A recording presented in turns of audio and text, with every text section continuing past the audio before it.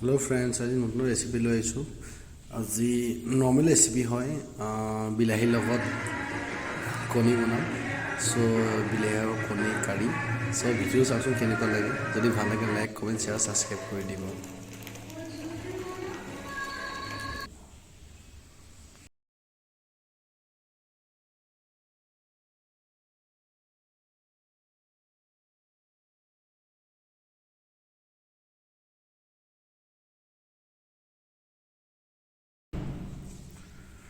এয়া বিলাহীৰ ওপৰত আপোনাৰ হালধি আৰু নিমখ ঢালি দিছোঁ জাষ্ট ফ্ৰাই কৰিবৰ কাৰণে, যাতে ফ্ৰাইটো ভালকৈ হয়। সেইকাৰণে আপোনাৰ হালধি আৰু নিমখ ঢালি দিছোঁ। এয়া তেল দি দিলোঁ, চৌ গৰম হৈ গৈছে।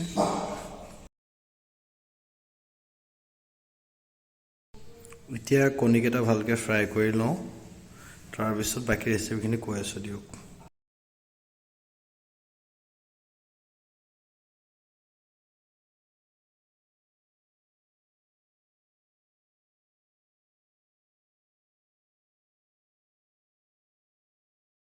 সব ফ্ৰেণ্ডছ এতিয়া দিছোঁ পাঁচফোৰণ কেইটামান, তাত দিম জলকীয়া দুটা, শুকান জলকীয়া দুটা, লগত দিম পিঁয়াজ জলকীয়া আৰু বেছি একো নিদিওঁ, খালি দিম জালুকৰ গুড়ি আৰু জিৰা গুড়ি। চিম্পলকৈ আপুনি ঘৰত বনাই খাব পাৰিব, একদম চিম্পলকৈ বনাই খাব পাৰিব।